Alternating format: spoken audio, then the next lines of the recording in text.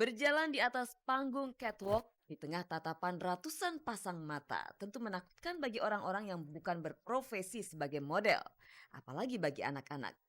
Namun lihatlah, anak-anak ini begitu percaya diri padahal mereka bukan model cilik. Tahukah Anda? Anak-anak ini adalah anak dari tiga diva pop Indonesia, Ruth Sahanaya, Krisdayanti, dan Titi DJ. Mereka sedang tampil pada acara fashion.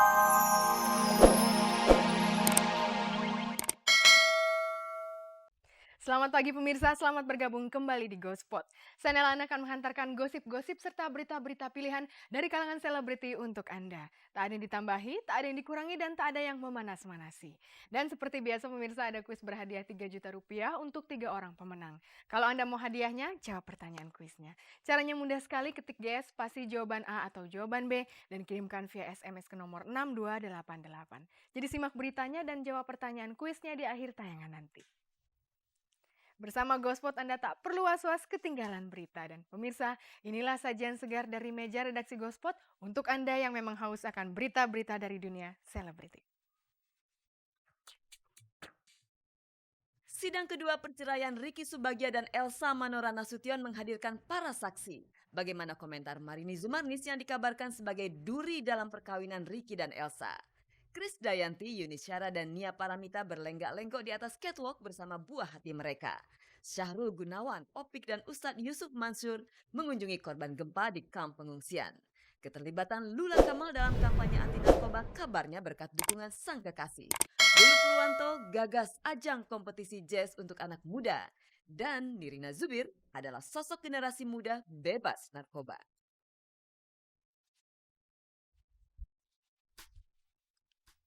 Pemirsa, Anda pasti setuju kalau saya katakan bahwa proses perceraian Ricky Subagja dan Elsa Manora Nasution berjalan mulus-mulus saja. Buktinya minggu depan akan berlangsung sidang putusan, padahal kemarin baru dilangsungkan sidang yang kedua. Sekalipun berjalan mulus, perceraian ini sempat diwarnai dengan gosip tentang adanya orang ketiga.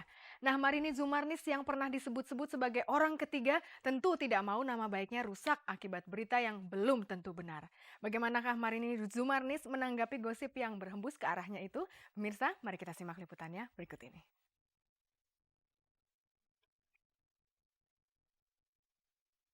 Nasib rumah tangga Ricky Subagja dan Elsa Manora Nasution sudah semakin jelas. Kemarin berlangsung sidang perceraian kedua Ricky dan Elsa di Pengadilan Agama Depok.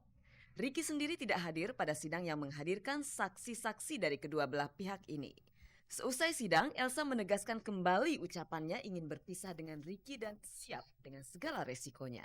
Ya untuk sampai saat ini ya keputusan memang kita berdua yang kita ambil gitu, walaupun memang yang dari pihak Ricky yang mengajukan, tapi itu semuanya keputusan dari kita berdua. Dampak negatif positifnya itu nanti akan kita tanggung berdua gitu, dan itu udah sepakat berdua sama Ricky. Ya sampai saat ini kita tetap menyatakan ingin berpisah. Tak seperti kasus perceraian lain yang kerap ribut besar soal hak asuh anak. Elsa bertekad tak akan meributkan hak asuh anak tersebut. Hak asuh nanti tergantung keadaan. Jadi tergantung keadaan. Misalnya memang itu selalu kita berkomunikasi untuk masalah anak. Siapa yang nanti akan megang. Tapi tetap Naila berdomisili di Cibubur karena faktor sekolahnya lebih dekat di situ. Dan saya berusaha kayak misalnya ini kebetulan Ricky lagi tidak bisa, saya yang megang Naila. Jadi itu udah komunikasi dari awal. Itu aja yang penting, jadi yang nggak mesti kita saling berapa hari itu nggak ada. Elsa sepertinya begitu optimis meski nantinya bercerai dengan Ricky namun takkan merusak kebahagiaan anaknya. Hanya saja tentu tak semudah yang diucapkan. Bagaimana Elsa menjelaskan kepada anaknya kenapa orang tuanya kini tak seceria dulu lagi? Kenapa orang tuanya kini jalan sendiri-sendiri? Kenapa orang tuanya tak bersama lagi? Bukan pekerjaan mudah untuk menjawab semua pertanyaan itu. Lambat laun kita udah kasih sedikit penjelasan, makanya kadang-kadang dia suka nanya kalau ada ayah kenapa nggak ada bunda, atau nggak ada bunda kenapa nggak ada ayah. Itu sih kita udah jelasin, di samping memang karena kerjaan kita nggak bisa bareng. Di samping itu ya memang kalau memang Naila lagi sama ayah berarti ya bersenang-senanglah sama ayahnya. Kalau misalnya sama saya ya bersenang-senanglah sama saya. Semoga kelak Elsa dan Ricky bisa terus berpartner dalam pengasuhan anak mereka. Boleh jadi komunikasi keduanya kini sudah tersendat-sendat. Namun untuk anak tak ada alasan untuk tidak bicara. Insya Allah sih nggak ada, kita udah berbicara baik-baik. Kalau misalnya kita udah ada kelas kan udah dari lama-lama juga. Kita tetap yang saya bilang komunikasi hanya untuk Naila itu masih berjalan baik. Komunikasi antara kita berdua yang sudah bisa. Tanggal 13 Juni nanti rencananya akan digelar sidang putusan. Sampai saat ini proses perceraian Elsa dan Ricky terbilang mulus-mulus saja. Hanya ada sedikit noda saat Marini Zumarnis dikait-kaitkan dengan perceraian mereka. Marini sendiri akhirnya mau berkomentar. Marini tak menganggap serius gosip yang cukup panas tersebut. Kita kan tahu lingkungan siapa teman kita sama siapa gitu. Kalau misalnya ternyata dia nggak ada lingkungan kita, ya ngapain dibahas gitu loh. Enggak. Kita nggak nanggepin gosip sih. Nggak Gini loh, nanggepin Mbak. gosip. Soalnya kebanyakan biasanya orang yang rumah tangga yang adem ayem itu pasti Digosipin.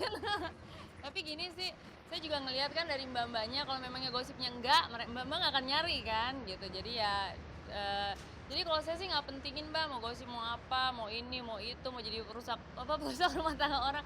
Nggak.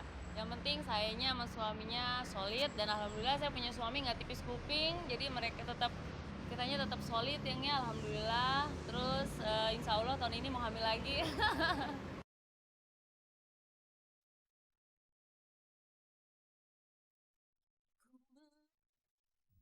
Pemirsa, betapa senangnya Anda kalau melihat anak-anak Anda tumbuh menjadi anak yang percaya diri.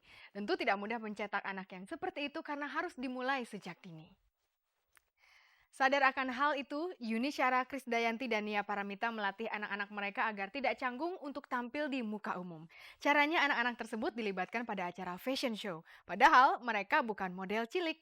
Mari kita saksikan bersama aksi panggung mereka.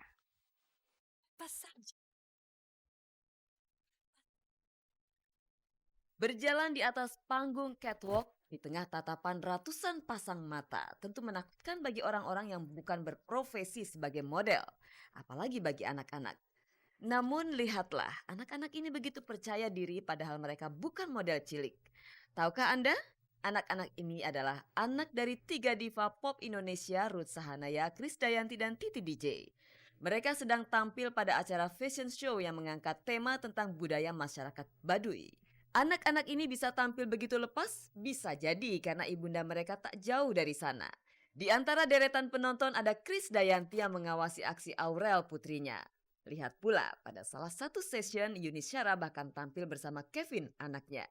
Penyanyi dangdut Iis Dahlia juga tampil memperagakan busana bersama anak-anaknya. Ada pula Nia Paramita yang berlenggak-lenggok di atas panggung bersama salah satu putrinya. Ibu-ibunya kan pada dandan di rumah, jadi saya lihat panggungnya untuk dijelaskan ke mereka semua tadi. Iya, tadinya kan aku pikir takutnya Sinta lagi moody juga, kadang-kadang dia moody banget kan, kadang-kadang mau, kadang-kadang enggak. Tapi mungkin ada teman, ada Kevin jalan, terus dia senang-senang aja, jadi nggak rewel. Padahal nggak tidur siang juga. Penampilan anak-anak artis ini tentu saja masih jauh dari kriteria model cilik profesional. Namun bukan di situ intinya. Setidaknya anak-anak ini sudah terlatih tampil di depan umum.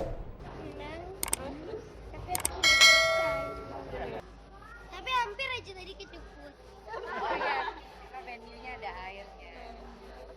Tidak seperti Yuni Syara dan Nia Paramita yang tampil bareng anak-anaknya. Kade justru memilih duduk di kursi penonton.